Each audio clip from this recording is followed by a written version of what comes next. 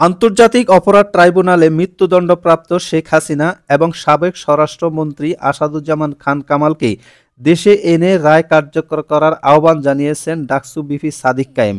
এদিকে চৌধুরী আল মামুনের ৫ বছর কারাদণ্ডকে একেবারে কম হয়েছে বলে অভিমত ব্যক্ত করেছেন তিনি। শেখ হাসিনার পক্ষে নিয়ে ১০০১ জন বিশ্ববিদ্যালয়ের শিক্ষক যে অবস্থান নিয়েছে তারও নিন্দা জ্ঞাপন করেছেন বিপি সাদিক কায়েম।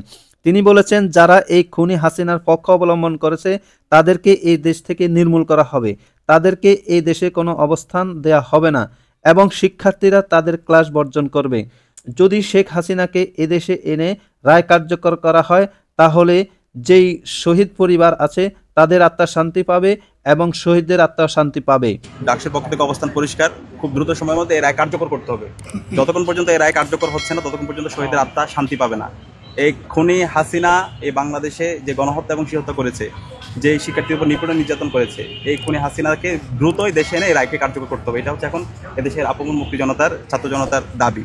একই সাথে তৎকালীন পুলিশের আইজিপি মামুন, তাকে যে ৫ বছরের কারাদণ্ড দেওয়া হয়েছে তাদের আমরা অসন্তুষ্ট। আমরা আশা করব তার যে ন্যায্য বিচার, সে যে অপরাধ করেছে সে অপরাধ অনুযায়ী সে রাজসাক্ষ্য হয়েছে, কিন্তু তার অপরাধের মাত্রা অনুযায়ী তার আরও বেশি শাস্তি পাওয়ার সে যোগ্য। তো আমরা আশা করব এখানে আন্তর্জাতিক অপরাধ ট্রাইব্যুনাল এই রায়টা শহীদ পরিবার এবং তাদের সব সাক্ষী সবার মতামতের ভিত্তিতে, ছাত্র জনতার মতামতের ভিত্তিতে এটা আবার নতুনভাবে রিভিউ করবে, সে প্রত্যাশা থাকবে। এবং আরেকটি বিষয় আমরা দেখতে পেয়েছি, এই খুনি হাসিনা যে মানবতা বিরোধী অপরাধ করেছে, যে গণহত্যা এবং শিশুহত্যা করছে, সেই খুনি হাসিনার পক্ষে গতকাল ১০০১ জন প্রগতিশীল নামে শিক্ষক নামে একটা প্ল্যাটফর্ম থেকে তারা খুনি হাসিনার পক্ষে নিয়েছে। তো আমাদের অবস্থান পরিষ্কার, এই প্রগতিশীল শিক্ষক নামে যারা এই খুনি হাসিনার পক্ষে সাইন করেছে তাদেরকে বাংলাদেশে আর রাখা যাবে না, তাদেরকে বাংলাদেশ থেকে তাদেরকে নির্মূল করা হবে। আমরা ইতিমধ্যে বিশ্ববিদ্যালয় প্রশাসনের সাথে কথা বলেছি, আইন শৃঙ্খলা বাহিনীর সাথে কথা বলেছি, যে যারা খুনিদের পক্ষে অবস্থান নেয় এবং যারা বাংলাদেশের সর্বোচ্চ আদালত যার মৃত্যুদণ্ড রায় দিয়েছে এরকম একজন খুনির পক্ষে যারা অবস্থান নেয় তাদেরকে এই বাংলাদেশের স্বাধীন বাংলাদেশে নির্মূল করা হচ্ছে আমাদের রাজনীতি, তাদের কোনো স্পেস দেওয়া হবে না।